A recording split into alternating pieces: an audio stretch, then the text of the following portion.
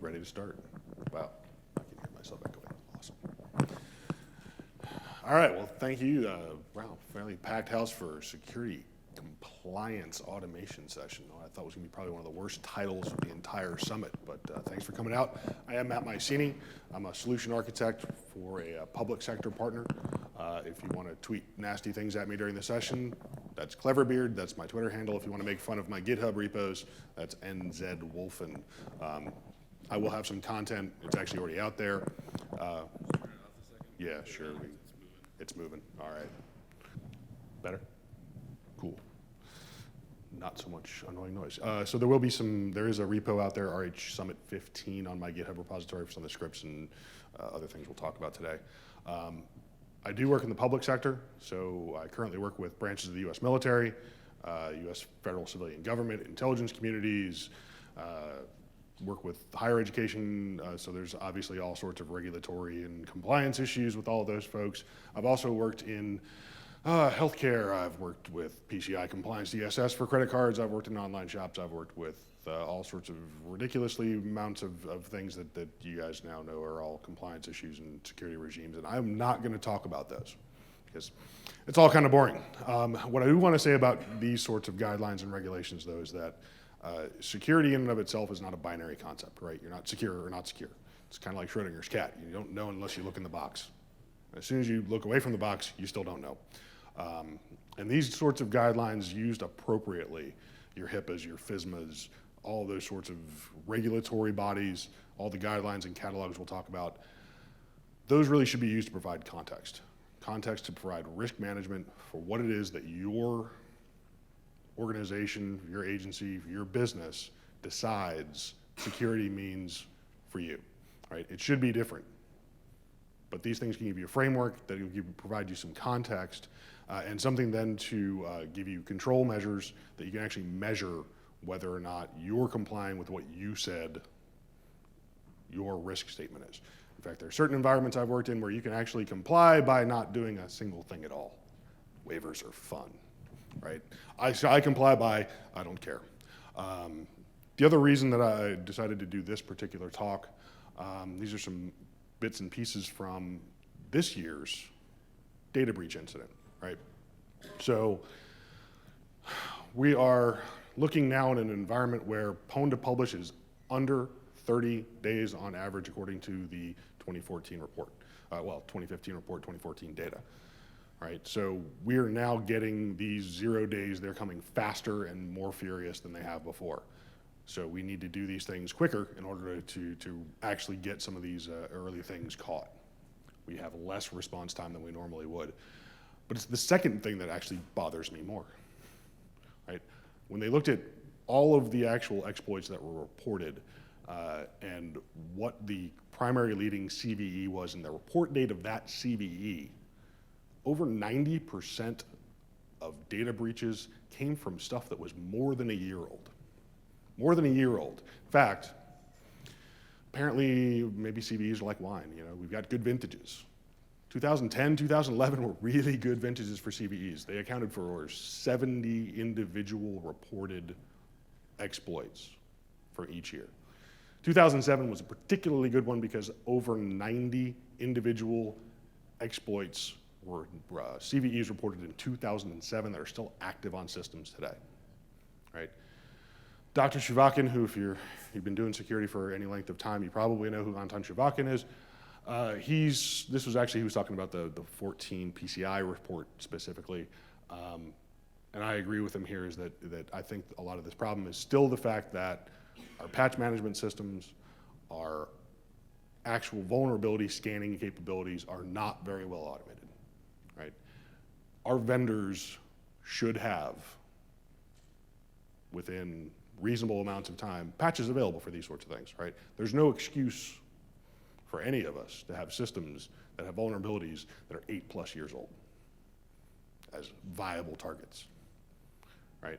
Red Hat actually publishes metrics on how quickly and how vulnerable for how long their systems are. For RHEL 7, to date, it's 46 vulnerabilities. The average close time is 0.2 days. 0 days median, and there were 96% of all CVEs were closed within a day. The vendors are doing their end, so it's on our end. But instead of yelling here and sitting here and talking about how horrible things are, I'd like to tell you a story. Right? Story of your app from Myco. Meet Simon. Simon's our lead engineer for Myco. He's actually led the automation efforts, and he's the team lead who has responsibility for building the environment that your app is going to reside in. He's pretty good with physical security and understands the basic and general concepts of system security, very good with automation, leads a team of about 4 other engineers that are responsible for the production environment.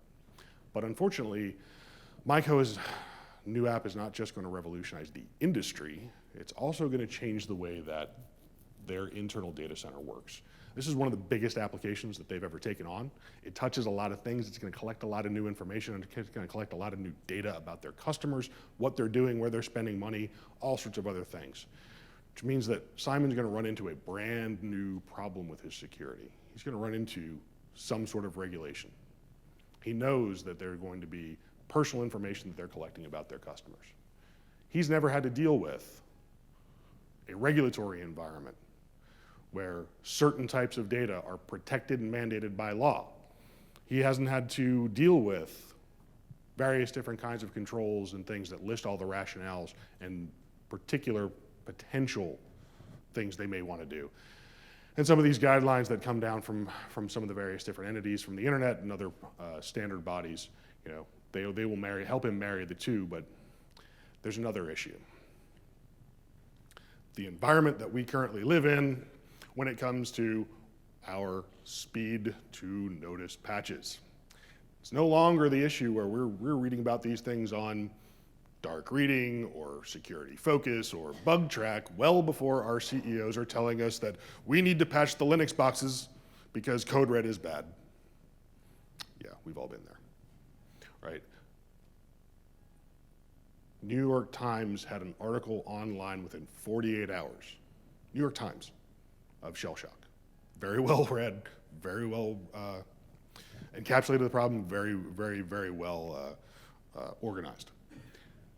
These named vulnerabilities are launching with bigger web and marketing presences than some startups I know, right? Venom was a huge issue for like 0.02% of one part of the population, but everybody knew what Venom was within 48 hours, right? This is part of the world that Simon has to live in and we have to live in at this point in time. Luckily, Simon knows Sarah. Sarah's the CISO for Myco. She's been doing this a long time.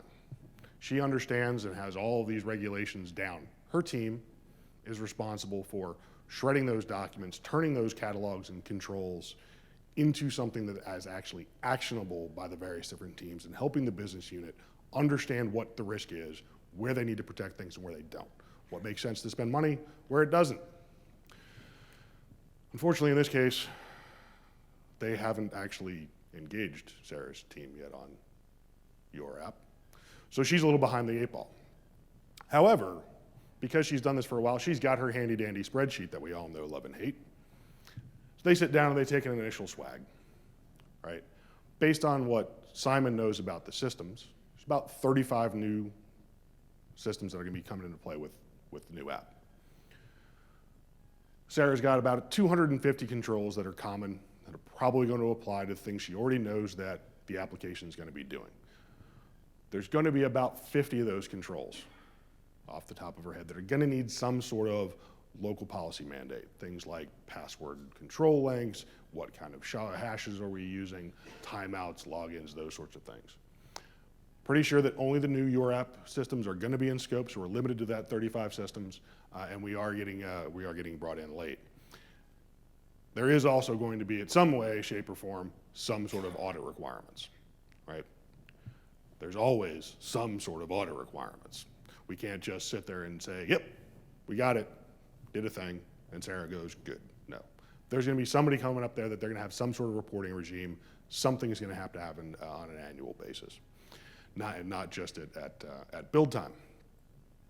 So Simon sits down and says, okay, how long are these audits going to take us? How long are we going to have to spend on initial build for this environment? So he does a quick back of the napkin, figures his team's pretty good, figure maybe it'll take a minute to document and check things we make on a particular control.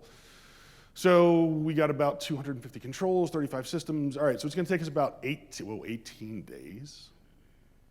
It's 45 hours of work, but it's only gonna take us, our automation system, we can kick out these 35 systems in about 5 hours. It's gonna take us 18 days, even if his entire team, about 4 people, work full 8-hour days on this, it's still a full week. What operations team in here gets a full week to work on anything uninterrupted? So he knows that automation is his only choice. So he sits down and he starts looking at what he's got in his automation. He starts looking at his trusty Bash and Python scripts. And before Sarah leaves to go take her meeting with the application team, she stops him and says, hang on a second. You need to look at something called SCAP. I was like, what's SCAP? SCAP, brought to us by the NIST, National Institute for Standards and Technology out of the Department of Commerce. This is a protocol that was designed back in 2009 to address the issues of measurability and automation in security control check compliance. Based on work that NIST had been doing with the National Vulnerability Database and with CVEs, they knew they got a lot of traction with certain sorts of things. They went back to MITRE, who had actually been working on something they called OVAL around vulnerability assessments, and said, we need to get some sort of an umbrella protocol that we can actually sit down, write something out, and actually get a machine-readable, machine-actionable checklist. Right? We need to get rid of the CISO spreadsheet. We need to stop people from sitting down and having to mark down paper reports. Right? So they came out with the initial cut of SCAP in 2009 as the official draft. We'll talk a little bit more about what's in that standard. So Simon goes off and does a little bit of research. Finds out that this SCAP stuff is actually not all that complicated. We need some content. We need a scanning tool. And he's going to need some way to centralize it. Right? Simple and easy may not necessarily be the same thing, however. He finds, though, that most of these things he's already got tools available to him in his RHEL subscriptions. So he thinks he's got a way to get around this. Sarah comes back with the final control list, and they're not exactly what they expected. So her team's finished the review of the new compliance regime, and now there's been a change to the legislation. It's not just an annual, there's actually 2 additional supporting regular reviews that they're gonna have to conduct. And it's about actually 100 more controls that went out of scope that they thought they were going to have to, that they need local changes for. There's 15 production systems that, because of the way the application is designed, they now have to bring other things into scope, because when you start touching other systems from a secured environment, those things, then it's worse than the GPL. We got to get the DR site involved. So that's doubles the amount of systems. Oh, and by the way, there's actually 400 controls that are going to apply. So Simon goes back to his math, and 400 checks at a minute a pop at 100, no. 83 days. I like the fact that it came out to 666 hours. I did not fudge that math. If you do it yourself, it's actually accurate. So, quick spoiler alert. The tool chain that I'm going to talk about that Simon built today actually results in something that looks a little more like this. So the C2S profile that we've been talking about, which is this 400 profile check control list, runs on a typical system in my environment about 73 seconds. That's about 5.5 seconds per individual control check, which means 400 systems at 5.5 seconds, we get that down to about 61 hours. It's about 8 days, sort of. That's 8 linear, serialized computer days. We can run all 400 checks at once, and technically this could be done in 73 seconds. Okay, 120 if we got some slow systems. But there is still some administrator time, right? We still have to go through and look at what we've done and see what's failed and see if there's any remediation that we need to take and see if there's any false positives, and there's maybe some other reporting we need to do. So I'll go ahead and leave it at 8 days. But we are doing 150 more checks. We're saving 75 days. So we're doing 62% more work, 90% less time. Sounds like a good deal, right? All right, good. Then we should probably keep talking. So what is this tool chain? like we said, SCAP content, SCAP scanner, some sort of centralization, and all of these tools are available to you today with a standard RHEL Linux subscription and a satellite subscription. So the first thing is content. The SCAP security guide, which there's been several different presentations on them around. They're still here today. Find them at the Red Hat booth. You're looking for a guy named Sean Wells.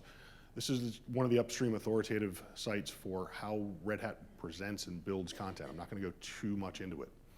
But SCAP, so we talked about it a little bit. It is basically boils down to three different kinds of entities. There's enumerations that describe and identify things. There are metrics that help you determine the actual risk of things. And there's machine implementation languages. There were 6, there's 10 now. There's, I think, 2 more in the next one that's coming out. We don't care about most of that. We're going to talk about XCCDF, which is the checklist language. This is how we actually describe what do we want to look into. And the vulnerability assessment language, which is how we actually start doing the on-system checks. So where do we get this wonderful content from? Well, upstream SCAP. We also get it directly published from Red Hat. There's various different departments and things like DISA, NIST, that publish government standards. There are other parties out there that are publishing standards and publishing content, and you can create it yourself. It's just XML, right? From Red Hat, I think there's a laser pointer on here somewhere.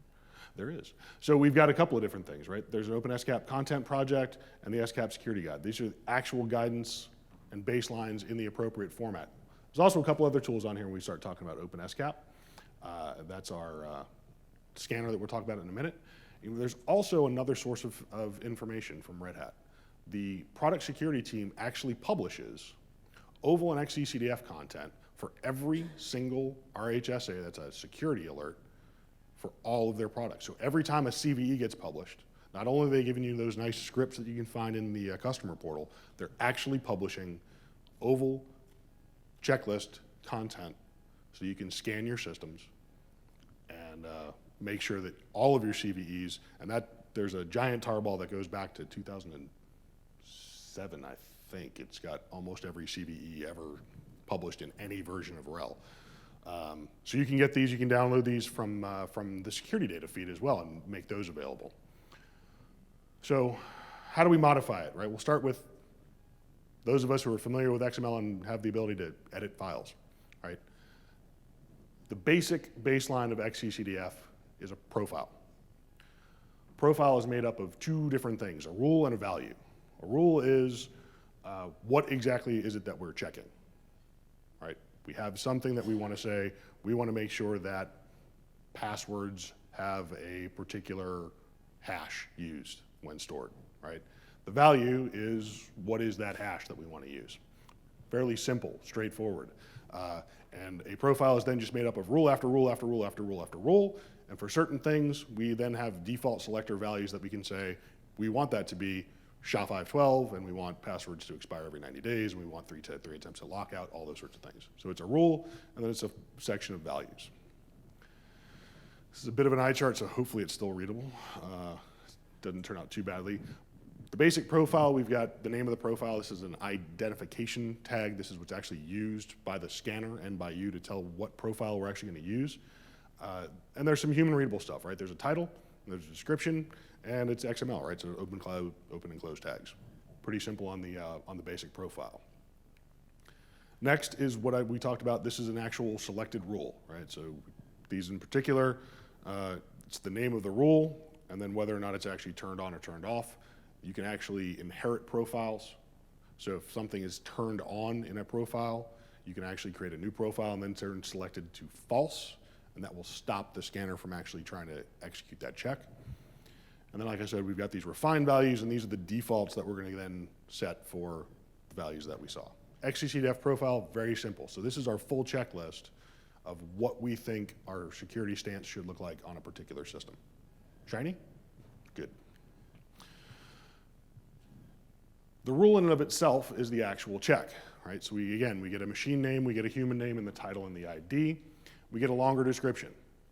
Again, talking here about login definitions, what hash are we going to use? This is text that we'll see again later, which is why it's nice and neat prose. We get reference and rationale information. So you can actually call out to other documentation and give us the reason why we think this is an important piece of control material. And usually these are copied and pasted, lifted out of one of these reference materials. And then this is the actual check. Check, export name, something exists. We're going to inspect login defs. Right? So this is the actual meat. And if you notice, it really is just a call out. It's pointer to oval. So pointer to oval. Oval's a little more complicated. All right, I lied. Oval's a lot more complicated. But basically there are 4 different kinds of entities, and all entities are made up of a definition, which is a test on an object to match a state. A single definition can have multiple tests on multiple objects. Objects can only be in one state or another. So our basic definition. Now these are a little bit uglier. The oval IDs here in the middle are name-spaced XML identifiers. Not very pretty, not very human readable, but this is the machine executable section of what we need to do. Those are actually identified on a per vendor and project name, and they're actually very important. We get another description, we get some affected platforms. So we know that if it's RHEL 5, this doesn't exist. We won't check it. If it's CentOS, it doesn't exist. We won't check it. If it's Windows, and you ran this for some reason on Linux profile on Windows box, it won't try to check it. And then we get these other sorts of objects, right? And here's our test reference. Again, it's another XML namespace identifier. And here's where it gets really ugly, so bear with me. Yeah, horrible. So this is all spread out in different parts of the same file, and don't really try to read it all at once. The highlighted stuff is really the important part. But what we get here is we get a test, right? That's test 209, that's what we referenced the last time. So what we're gonna do is we're gonna find these 2 objects and state. Great, single object, single state. Now we gotta find object 337. What's object 367? 367 is it's a variable. Great, new namespace thing we have to find. What's variable 451? All right, 451 is a variable that says, we're gonna match a pattern somewhere in a field. Okay, so our pattern is the variable. And that refers to, we're gonna find that in item, it's another object reference. Okay, so we now have to figure out where we're looking for that in object 450. Object 450, hey, we've actually found a file. Great, so now we have what file are we doing? We're doing text content, we're looking for a pattern inside of a actual file, and that finally walks us through the entire, what is that object reference that we're testing? 3 lines of XML gets weirdly complicated. The state check, however, is much simpler. So we had state is, see up here, state 368. We find state 368 in the document. We're just looking for something equals a doc string, and that string is set. Now, our variables will actually override some of those things. So, we can say that 451 would actually modify what that check looks like. Don't worry too much about this because I'm going to plug Upstream. Upstream has a much, much nicer way of doing this. All of the oval winds up in a single readable file, and we'll do all of this XLST translation stuff for you so you don't have to worry about knowing what those IDs are supposed to be. There's mappings for that. You get one single file as opposed to those are actually scattered all over the profile I found because they break it up by section. XECDF is a nice little descriptive structure based on all sorts of little various different things with some nice cross-platform stuff. And it's a simple makefile. And you can generate RPMs directly out of the makefile, or you can just have it build just the straight content and you can do something with it yourself. Okay. That's great for those of us who know XML and have a text editor, but what about Sarah's team? They're analysts, they're security guys. They're not gonna sit there and generate and hand jam this stuff with XML. That's fine. We're gonna talk about the SCAP workbench. SCAP workbench is a nice GUI-based policy generator, right? So this actually reads the policy, and you'll notice some of these same sorts of things, right? All of this text comes out of that XML. So our descriptions our rationale, all of that then gets presented to the user so they can see what it is they're trying to do.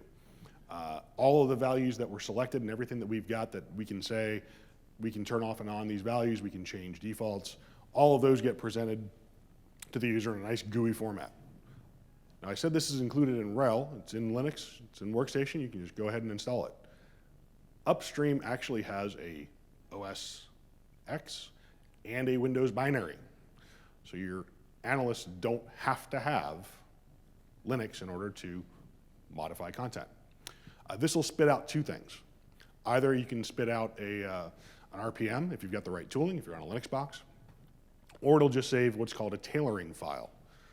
Tailoring file is not all that complicated. It's really just a profile that extends another profile, right? So instead of seeing the full profile that we modified, we just get those bits and pieces that are overridden with new values.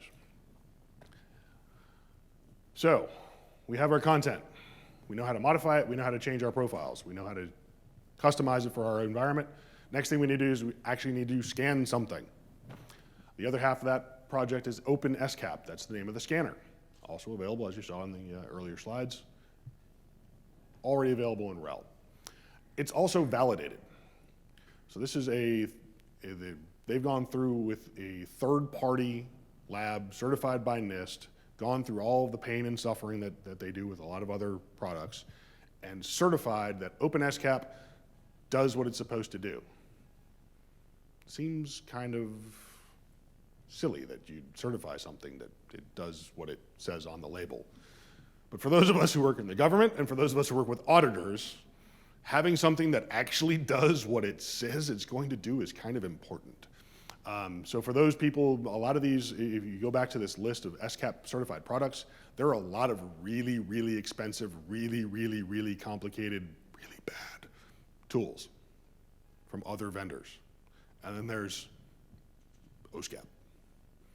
OSCAP is flexible, fast, command line driven. You can wrap a GUI around it. It puts out some really nice output. And it's certified. Very, very important. That's really all we'll talk about the scanner. And to centralize it, well, we're in a satellite session, so we're going to centralize this all with satellite. The workflow then, and I'm going to talk about the workflow because there's two versions of satellite currently that both support OpenSCAP scanning, and they do it slightly differently. So first, we get our content, right? That's either the Red Hat RPMs, some upstream content directly from SSG or from some other third-party vendor, or stuff that you've decided you want to go whole hog and try to sit down with a blank Atom text editor and a domain namespace and go for it. Actually, there's some other tools out there that can allow you to generate custom content. I just didn't want to go into those. Then we create our tailoring, right? Either by modifying that XML directly, by creating a tailoring file with the XCAP workbench, and then we're going to get that into satellite. Once it's in satellite, we can now use satellite to schedule scans on systems, to do our reporting for us, to centralize all that. We can then really there should be a big giant arrow on all this, that this is a big giant loop that we can go through over and over as many times as we need to. So first we'll talk about the Satellite 5 workflow. For Satellite 5, RPMs. RPMs are your friend. There's a couple of different reasons. I like them because everything gets nicely, neatly signed. You've got GPG keys. You can verify that things went on systems appropriately. You can verify then that those are actually the appropriate content, that it wasn't modified, and all those sorts of good things. It's also fairly easy to build. And really, Satellite 5, most of its life cycle and most of what it does is centered around RPMs. In order to get some of these files can tend to be fairly large. You have to kind of make the content management engine do some strange things, which involves editing files and restarting services, and it's probably easier just to use RPMs. So we've got an example. I went ahead and built both the SSG and the upstream RHSA content, and its standard RPM drops it out. You can see one of them was 26 meg. That's kind of big. One thing to note on this slide, because we'll come back to it, is for Satellite 5, we're looking at this XCCDF file, right?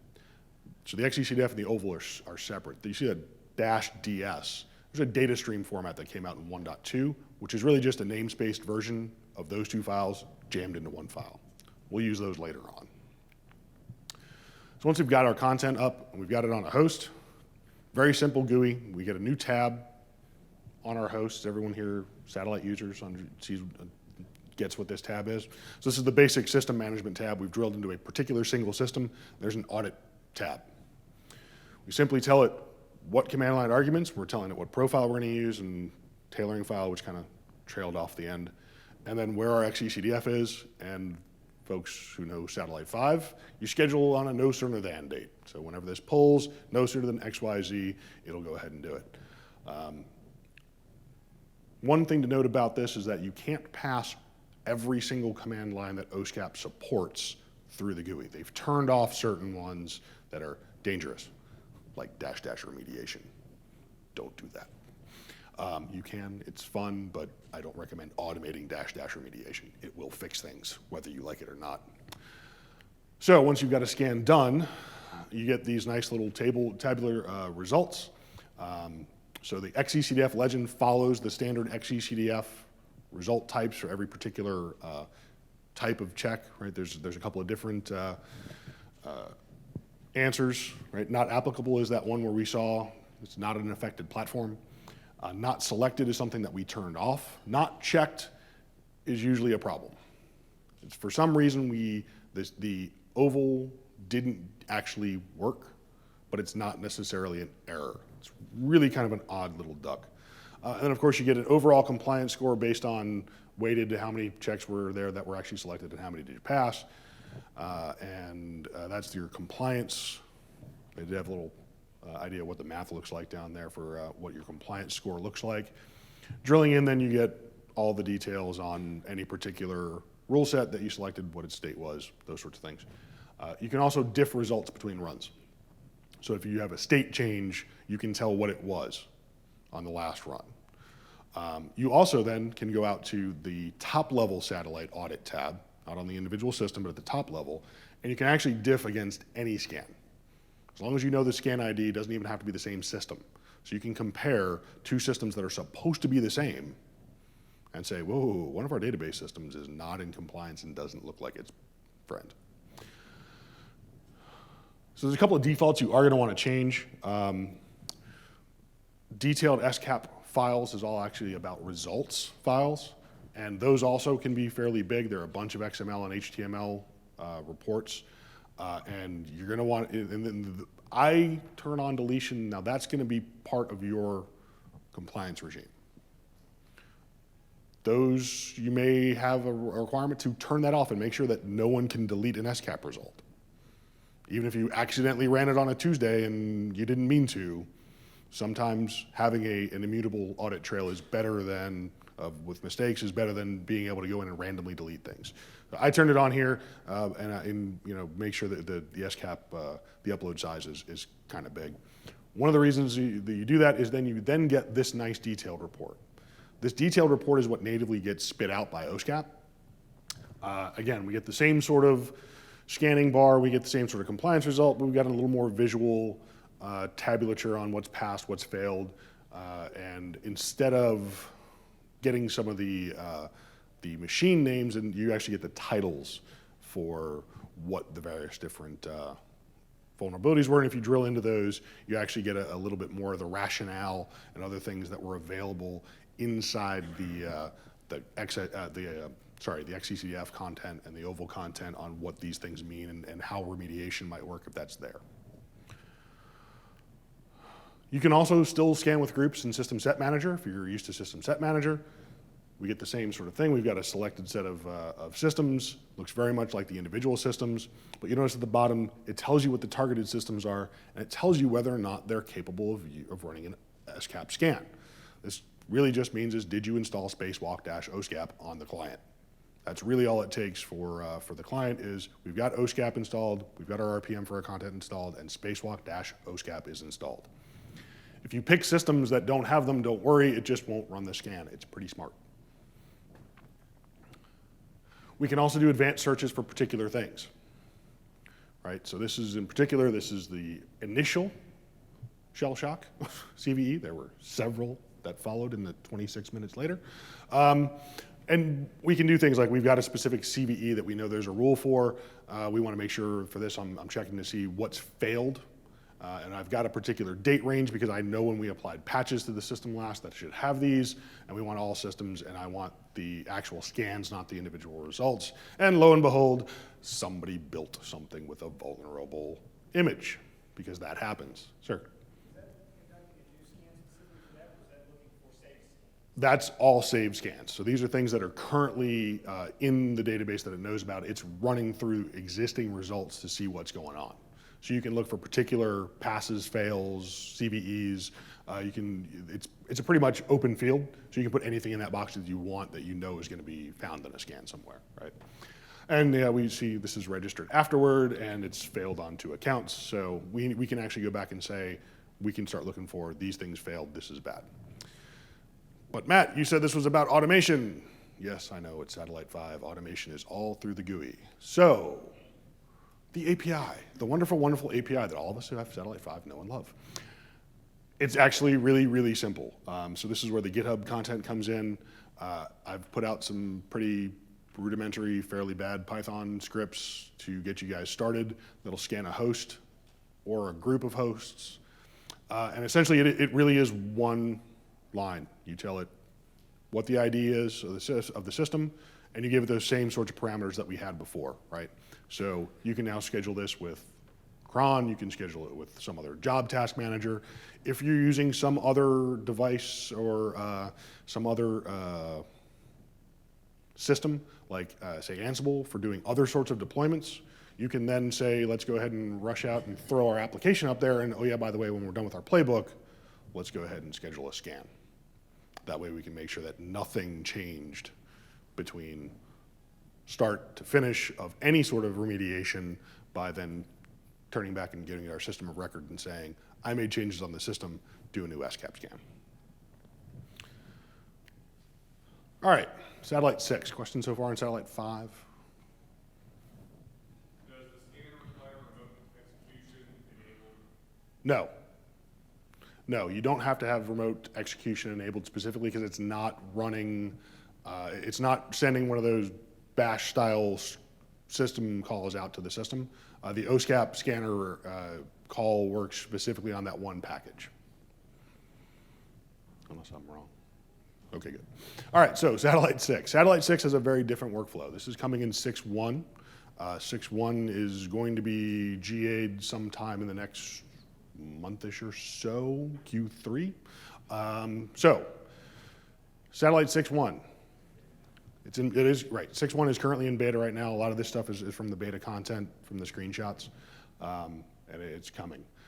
So the one thing that we do need to worry about is that we don't have the tailoring file option that we had in 6.5. So we just need to simply go ahead and take that tailoring file and turn it into a profile. As you can see here was a very simple matter of one, removing the name spacing because I didn't feel like name spacing the entire other document. And adding this one particular line that was already in our tailoring file, and we're just really just copying the entire profile and adding it in, right? So this extends, and then an ID of a profile means that our new C2S customized will add, change, extend just what's here, inherit everything else from the profile that we listed. Now that we've got our satellite, and this is for the data stream format, right? So this is the 1.2 data stream format that Satellite 6 wants in order to do scans. Uploading is fairly straightforward. We go to content. SCAP is now a content type in Satellite 6. So under content, you'll find SCAP, and then you'll get to this screen where you'll select the file. Fairly straightforward. It's from the, where am I looking here? So yeah, so we name it, and we tell it what the OSCAP file, or what the SCAP file name is, and then we simply upload it, and it's then available within our system to then go ahead and start applying to various different systems. To actually use a scan profile, this is underneath host compliance. There's a new compliance tab under your host, and it's a policy. All right, so the first thing we're going to do is we're going to name the policy and give it a description, because those are good things to have. We're going to tell it which bit of SCAP content we went ahead and we're going to use. And once you populate that SCAP content, it's going to list out all of the XCCDF profiles it detects in that one piece of content. So you don't have to upload 5 or 6 different pieces of content to have 5 or 6 different pieces of, to have 5 or 6 different profiles. Once you've gone ahead and selected the appropriate profile, we move straight on to scheduling. No cron necessary, no API calls, no nothing. It's just run it on Tuesdays. You can do this weekly, you can do this monthly, or that scheduling period does take custom schedules that do follow the standard cron format. So you can schedule it on any sort of basis, but here we're just doing it weekly on Tuesdays. There's no file for a client needed with Satellite 6 if it's used like Puppet to push it down? We'll get there, but yes. So then, as with everything else in Satellite 6, we're looking at locations and organizations as to what these apply. We're going to use default because we don't have anything else in this one. But if so you can make these apply in different locations at different times. You can run different schedules in different organizations, all that kind of good stuff that we like. Select the organization, and then we're going to apply this to a host group. All right, so all of this is very much similar to how we apply pretty much everything in Satellite 6.1 is we have some sort of content, be it RPMs, be it configuration management settings, and we apply it on a schedule across a location inside of an organization to a particular set of hosts. One thing before I move on past this is once we've created this profile, you can actually layer multiple profiles. So if you did have other profiles or other content that you wanted to layer, you could actually layer multiple into different host groups and have different things running at different schedules, and which is sometimes necessary, but only in strange issues. Once we've done reporting is then slightly different as well, because here we're looking at that same host compliance tab, and this is under your reports. It's now listed instead of on a per system basis, we're doing it on a per policy basis. All right, so your policies, you're going to want to have some decent naming conventions around those. And it will tell you, of course, right off the bat what your name was, what content file you're using, and then which profiles were selected. All right, so you can see here, hopefully you can see here. I can't tell if you can see here or not, but we've got 3 different profiles selected here, and this should all be the same single authoritative source of content. One of them might be Rails 6. We then can drill down into a particular profile, and we get this nice overview of what's going on with that set of systems, right? We get a very nice single glance. We know that 100% of these systems are failing. Oh, that's not good. Okay, yeah, it's just a demo system. But right off the bat, big red indicator of this is not good. Then you can look at individual systems, and again, we have a much nicer, much cleaner indication of high-level critical information, right? We know it's passing, we know it's failing, and we know what needs remediation right off the bat. Once we drill into these, we get a much better, much nicer evaluation report. This is also the new default report that comes out of OSCAP. We've got some different information that we have about the results. And one of the nice things I think about that I really like about this particular compliance report is not only do we get the kind of typical rule results and overall scoring, but that next line of severity of failed rules. Not only do you know that, hey, we have issues, but you know exactly how critical those are, right? If we see here, if I can read that from here, I don't think anyone can read that from here. But so we've got 33 different failed rules, but based on our severity, really, it's only those last couple that we need to worry about that might be something we need to look at, right? If everything else were low and medium, it may not be as critical to remediate this system as quickly. The scoring and everything else still looks the same. We can now actually start filtering out what we're seeing when we start looking at, we don't need to see anything that passed because we know it passed, that's a good thing. And we get some more better information. They've changed the way that rules get grouped. They start using some of the other XCCDF and XML entities to group these rules and give you some better information about some of the hierarchy and that these things will actually relate to each other, so that all of your password stuff is under passwords as opposed to just randomly named and listed out in some unknown order. when we actually get to, this is the answer for the tools on the clients. Like a lot of things with Satellite 6, again, it's fairly straightforward. Where we had the OSCAP client for Spacewalk, OSCAP, we now have a Puppet class. So the Puppet class will go ahead and take care of not only making sure that the tool's available and that OSCAP is installed, but also all the communication back and forth between Satellite 6 and the client in order to actually push the scan. The one thing that we do need to currently be aware of is that the content itself, and Brian, you may need to correct me on this, doesn't get shipped currently. So that the actual profile itself, we still need to copy that over at this point in time to the target client. Profile will get delivered. The profile now does get delivered? Excellent, because it doesn't in the beta. So, yeah, so that's good. So when it comes out in GA, the profile will get delivered. But you still may want to check on that. In the beta right now, you actually have to copy it over manually. So this will take care of making sure that everything in the host group that was applied with this content, on the next time a Puppet run goes through, it'll actually make sure that all of the detailed, all the clients, all the information you need in order to actually run an SCAP scan is available. That's it for Satellite 6. It's much, much simpler. It's much cleaner. I like it. You still have to wrap your mind around the changes that Satellite 6 brings to your environment, because this is a very different workflow, but once you do it, it's actually much, much nicer. And that's it. So questions, comments, criticisms, complaints? No? Really? Okay, all the way in the back. Do you know generally how OpenSCAP and the Puppet component will play if you're a Puppet Enterprise user? I'm going to go ahead and we've got Brian Carney here from from the REL Satellite team, and I'm going to go ahead and let him answer that for us. In the other room right now, they're talking about how you integrate Puppet Enterprise and Satellite 6, so you're kind of missing that one. But one of the things we're talking about, the fact is that Puppet client is there. You can take that over to Puppet Enterprise.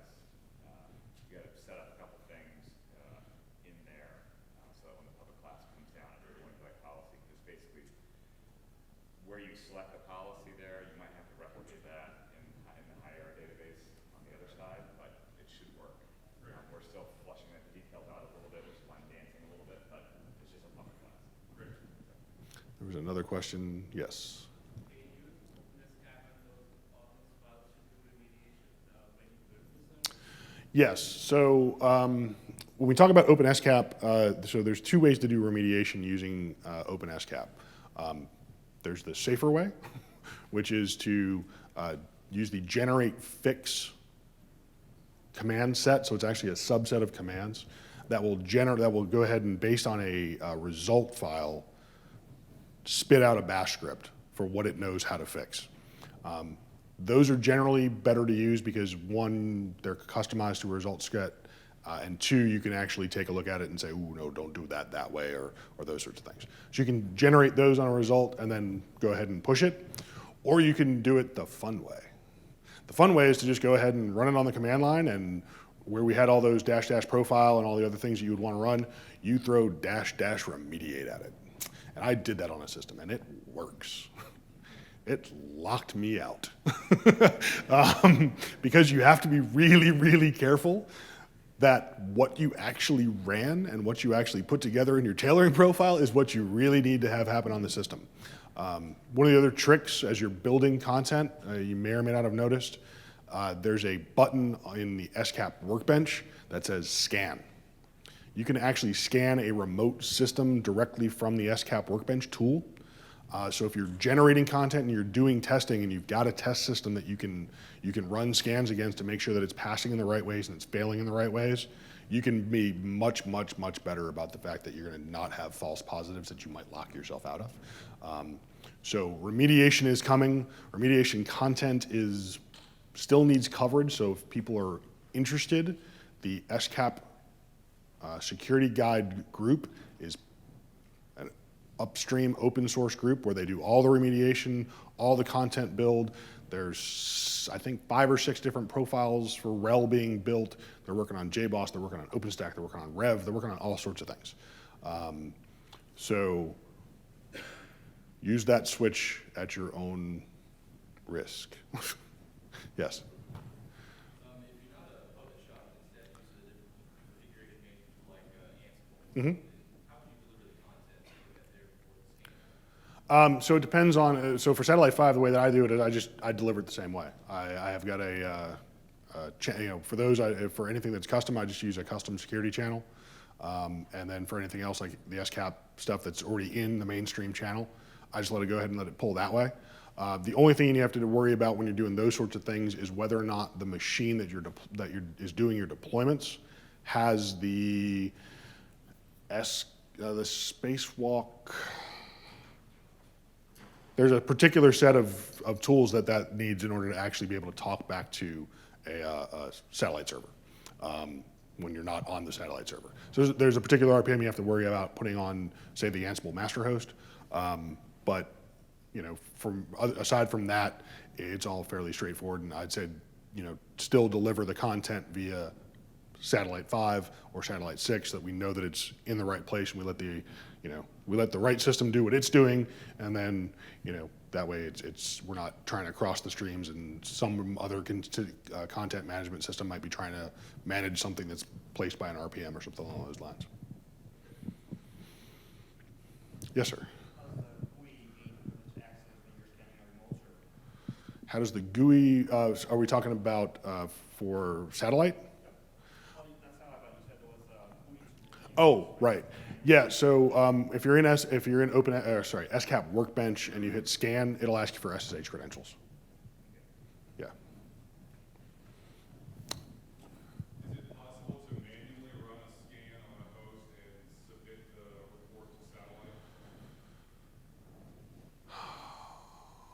That I do not know. Brian, are you? I'm gonna say the answer, so I just took this down, I'm gonna say the answer is yes, and I'm gonna say it's not documented. At the end of the day, right, at the end of the day, it's running the code locally, it's posting up the ARC report, and it's being triaged. So you ought to be able to do that, I can't point you to a doc that says that, but I took that as a note to basically say, okay, Yeah. if you're using non-puppet or something like that, this is what you have to do to get it to work, so it's a good suggestion. Anything else? No? Then I think we're good. Thank you.